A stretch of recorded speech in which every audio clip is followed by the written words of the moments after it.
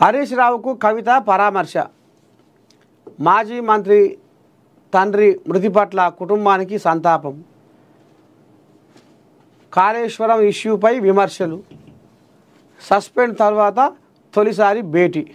అమ్మా చూస్తున్నారులో వచ్చింది, బావ కాడికి వచ్చింది. మా బావ అవినీతి తిమింగలం, మా బావ హరీషు పేద అనకొండ. మా బావ ఉన్నకాడికి దోసుకొని మాయ మీద బదనం నూకిండు.